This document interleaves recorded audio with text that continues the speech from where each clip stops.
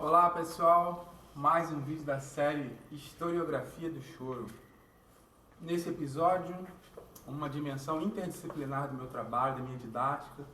Então, uma pesquisa na literatura sobre a ocorrência da palavra choro, a ocorrência do choro, todo o contexto cultural, musical, artístico do choro na literatura, tanto da época quanto posterior. Então, o exemplo é o livro O Cortiço, de Aloysio Azevedo. É um autor cunhado nos manuais de literatura, até escolares do ensino médio, como de gênero naturalista. Foi publicado em 1890, então é ali na efervescência daquelas décadas que se considera que o choro se configurou como tal, que ganhou a sua forma original, a sua forma característica, que é 1870, que é a marca histórica, consensual entre os historiadores, os estudiosos, os musicólogos. Então, 20 anos depois dessa data, o Aloysio Azevedo estava publicando esse livro. Então, é uma fonte ali primária, que a gente chama, dessa linguagem do choro, interdisciplinar, porque advém da área da literatura. Então, vamos lá, vou ler trechos aqui, eu separei trechos desse livro, que tem a ocorrência da palavra choro ou algum adjetivo vinculado, derivado do choro, como chorado, e também do contexto, relatos assim do contexto do ambiente social, humano e até afetivo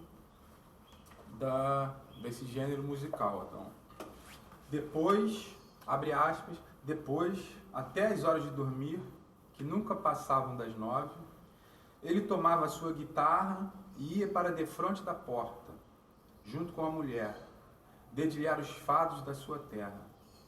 Eram nesses momentos que dava plena expansão às saudades da pátria, com aquelas cantigas melancólicas em que a sua alma de desterrado voava das zonas abrasadas da América para as aldeias tristes da sua infância.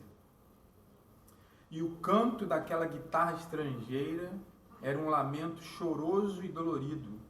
Eram vozes magoadas, mais tristes do que uma oração em alto mar, quando a tempestade agita as negras asas homicidas e as gaivotas doidejam assanhadas, cortando a treva com os seus gemidos pressagos, tontas como se estivessem fechadas dentro de uma abóbada de chumbo. Além disso, é um trecho belíssimo, esse trecho belíssimo, literariamente falando, trecho aqui, e as gaivotas doidejam assanhadas, uma imagem bonita, até para na nossa tela mental vem essa imagem belíssima, com esse vocabulário brasileiro.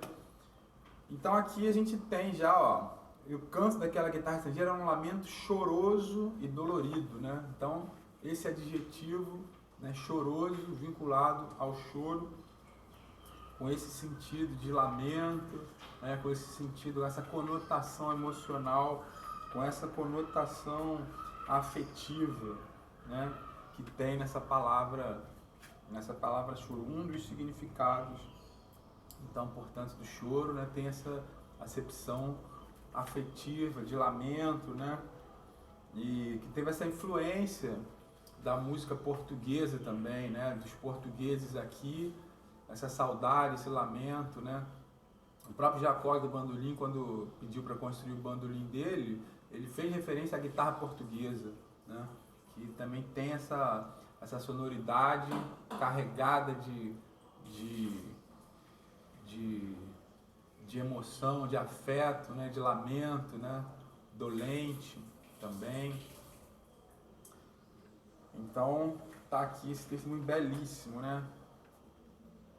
Interessante também usar o vocabulário da guitarra, não violão, por exemplo, A não ser que ele estivesse se referindo à guitarra portuguesa, isso aqui não fica claro, mas acho que ele estava se referindo ao violão. Nos dois parágrafos usou o termo guitarra, então não sei se não fica claro se era guitarra portuguesa, né?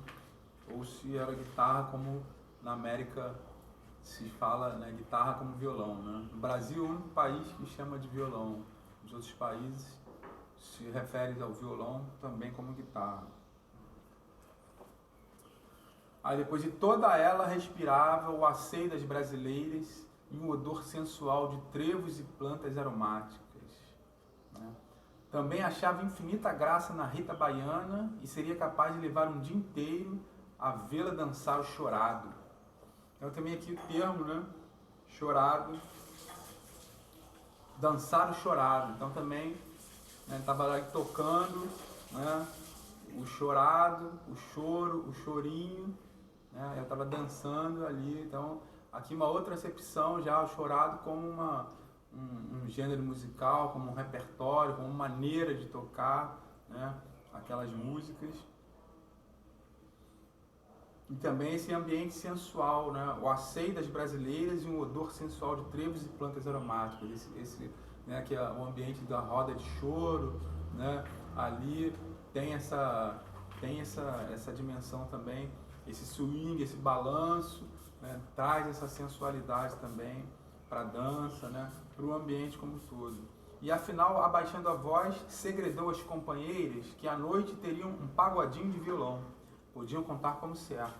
Que também o pagodinho como, né, aquela acepção que todo mundo conhece, que o pagode é a festa do samba, a festa da música, tem comida, bebida, reunião e não só o gênero musical. Esta última notícia causou um verdadeiro júbilo no auditório. As patuscadas da Rita Baiana eram sempre as melhores da estalagem. Ninguém como o diabo da mulata para armar uma função que ia pelos tantas da madrugada, sem saber a gente como foi que a noite se passou tão depressa. Além de que era aquela franqueza. Enquanto houvesse dinheiro ou dinheiro, ninguém morria com a tripa murcha ou com a goela seca.